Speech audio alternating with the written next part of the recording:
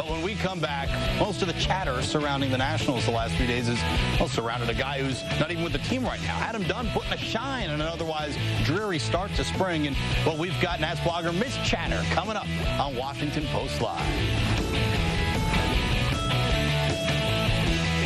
All right, back to sports now. When you consider how hard it is for the Washington Nationals, even just to move the needle a little bit in this town, it's really quite remarkable the way they've been able to grab the headlines this spring. Now, it's all not been good necessarily, but it's not all been bad either. Kathy Taylor moonlights as MissChatter online as the Nats blogger. She's back on the set with me tonight. Kathy, welcome back to Washington Post Live. I know you just got back from historic Space Coast Stadium in lovely Vieira, Florida. Best thing to come out of the Nats in spring training while you were down there, was it Jordan Zimmermann, the pitcher?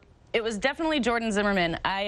It was funny. I was supposed to be getting a photo of Josh Willingham in the game that Jordan Zimmermann started last week. So I found this great spot in the outfield, and I thought, okay, I'm going to get an action shot.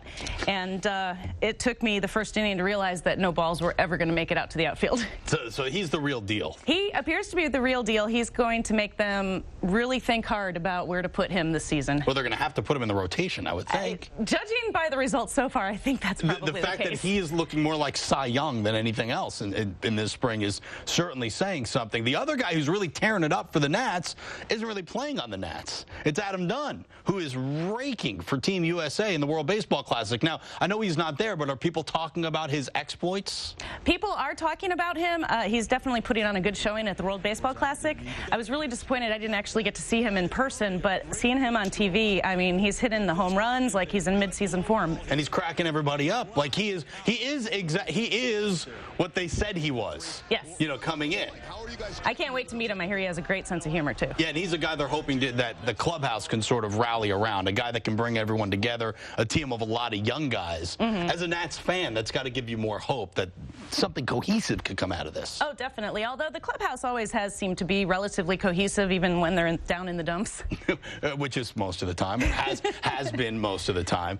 Of course, how is everyone down there reacting, or are they even talking about what's gone on with, I don't know, Lugo or Gonzalez or frowning Carlos, as we come Daniel, Alvarez, Lugo, right, exactly. Nay, Smiley Gonzalez. Correct.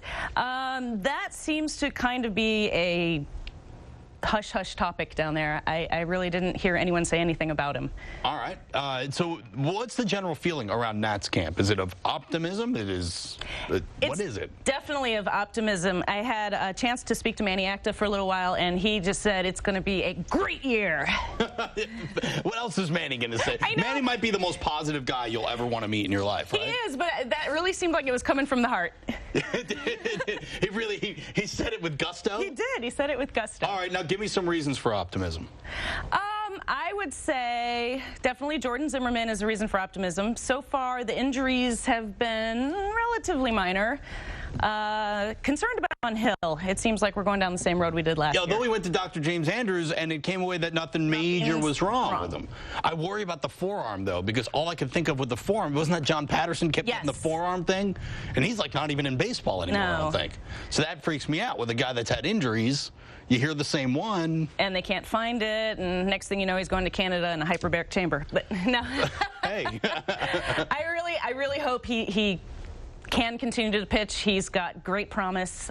He says he's going to pitch through the pain.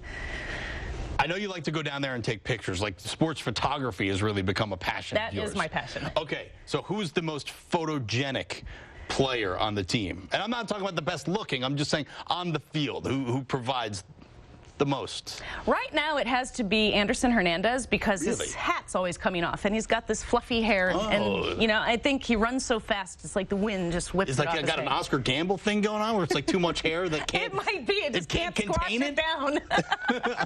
So you're hoping he's there with the team and he makes a big mark on this team, because then he'll be around and hats, curly W's will be flying everywhere. Yes. At Nationals Park. Okay, now that you're back, what have you been telling your friends? Like, what are you telling your friends about what you saw down there? Well, definitely about Jordan Zimmermann. The surprise was Brad Eldred has been hitting home runs. Okay. Let's see him do in the regular season. I know. Well, I don't even know if he'll make the roster out of spring training. Exactly. Roger Bernardino was doing pretty well down there. All right. And since he's a left-handed batter, he might have a chance, even though we have quite a lot of outfielders. You're predicting less than 102 losses this year? I am. Good for you. Kathy Taylor, ladies and gentlemen, otherwise known as MissChatter. Go check her out on MissChatter.com. I'm on there all the time, and I enjoy it. Kathy, thank you so much for coming on again. I'll see you again.